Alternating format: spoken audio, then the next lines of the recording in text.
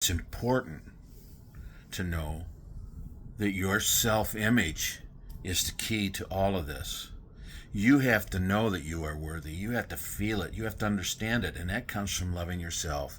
So, those are the things we want to try to do. We want to try to find reasons and ways to love ourselves. And, we've talked about affirmations. Get up in the morning, look in the mirror, and say, I love you.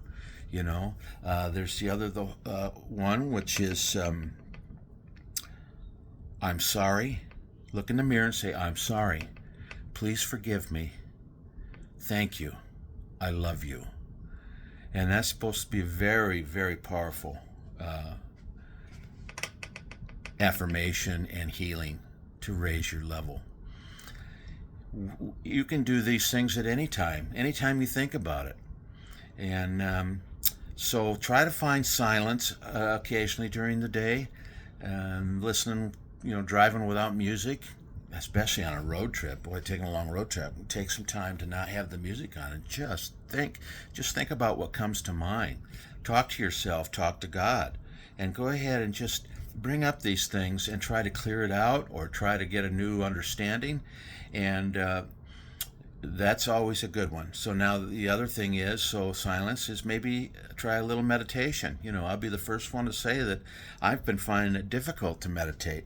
I have been in many groups in which they've done a collective meditation, a spoken meditation, a conducted meditation, in which they're speaking and saying, this is what's going on, and I'm listening, and I'm listening, and I'm listening, and the next thing you know, in my mind's eye, I'm doing these different things, and I'm going these different places, and I'm seeing these different sights and meeting these people, and all of a sudden I'll snap out of it, and I'll hear the guided meditation telling me all about where I was just at in my mind.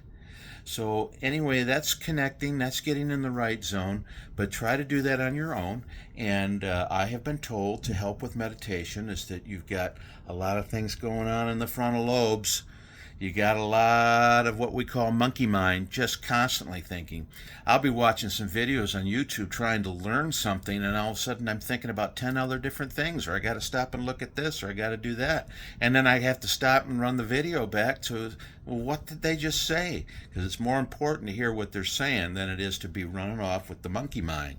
So one way to help with the meditation monkey mind is to, when you're just thinking and trying to shut down the mind, you're listening to your breathing maybe, but always start with deep breaths. Take deep breaths, and you can hold it for a few seconds, 3 or 4 or 5 seconds before you let it out, but breathe in through your nose, release it through your mouth slowly, and do that 2 or 3 or 4 times, maybe even 5 if you want, but to get settled. But when you're doing that, when you're taking the breaths, think about the side. Think about above your ear. Either side, pick one. But get your mind out of the frontal lobes. Think about the side or even the back. But I find on the side does work. And I'm finding it's easier to quiet the mind. And it is best, to get in, easier to get into that state when you're in that intermittent between sleep, whether you're just waking up or just falling asleep. So if you're getting a little bit drowsy, that's a pretty good time to meditate. But get yourself a journal and be willing to write down these things and just start meditating and thinking, and something comes up, write it down. And then, ask if there's any more information on this or if there's something else, and then go back into it, try it again. And I'm finding that, I can get 2, 3, 4, 6, 8 different thought processes that seem to be something that I need to log down so that I can get back to it or think about it at another time. So these are all different practices. And once you start doing this and you realize there is a connection, boy, you start accepting that there's something going on here, and that, this is fun, this is special, and I do love it, and I do love myself, and I feel worthy of what I am receiving. They stop and try to slow down a little bit. Time, you can learn how to just say, look, I've got plenty of time, and you'll see how you know that you can't get to a place within 10 minutes and you're going to be late, but tell yourself you get plenty of time. And how many times I've rolled in right at the exact moment, right when I needed to be there, or they didn't care anyway on your appointment, if you had an appointment, because sometimes you're going to go in there and sit for 10, 15 minutes anyway. So just don't worry about it. Don't stress over it. Just realize it's all in perfect timing and you'll get there. Just be safe. Don't get angry. Don't get anxious. Driving on a road trip, watch out for road rage. Don't get angry and let these people that have to go ahead, go ahead. Get out of their way. Let them go. Let them be. And but you got to try to choose these things that the thought processes, know in advance that you're going to work on not being angry and not getting triggered or upset.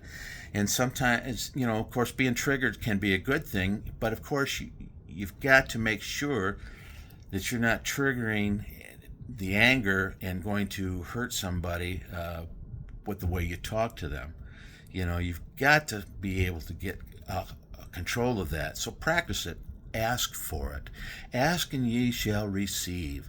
So know that the things you want to ask for, you want to, instead of saying a prayer, saying, oh, please give me this or help me with that, be thankful and grateful.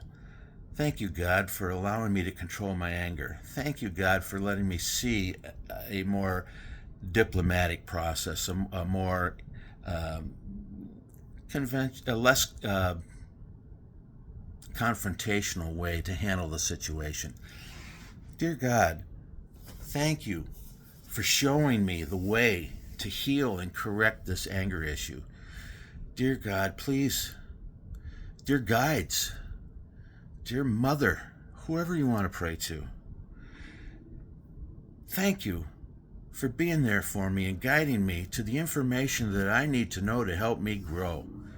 So these are things that all help raise your spiritual level, which helps you love yourself. You're in more of a feeling of love for you and for everybody else. At random acts of kindness, hold the door for someone, help someone pick something up. Just be smiling and be happy with people, do what you can. Now, don't get taken advantage of. I'm a pretty big guy, but not necessarily the strongest, and always not in the best physical condition. And but because I was big, everybody wanted me to help them move their heavy items, and I always did. And I'd help them move their heavy items, and it would hurt my back, do the different, and but I did it anyway to help out. And then, when it came time for me to move and I needed their help, sometimes these people were hard to find. So, it's all right to say no if you don't feel up to it or can't do it. But when you can, lend a hand. All right, that's some good stuff here for a little while. I want to go ahead and make sure that we can all find these on the YouTube page. I've deleted a lot of longer ones that just weren't being seen at all, and maybe the message had changed anyway. So I've gone ahead now and I've got a couple out there, and go ahead and see if you can find them, and make sure that we get a like, or if you tell me what you think. And there's still more to come, but I'm going to go ahead and drop the subject now and let our video play on. I want to try to keep them under 10 minutes because a lot of people don't want to listen to 20 and 30 minutes worth of videos. So let me go ahead and tell you how much I love you, and that how hard we're going to continue to work, and we're going to get to where we need to be, and we're moving that direction. And just start. Everything has got to be geared towards, how can I be the best person, the best myself, the best version of myself can I be every day? Remember, it's your role to play you. Nobody can do it better than you. All right, I love you again. See you next time.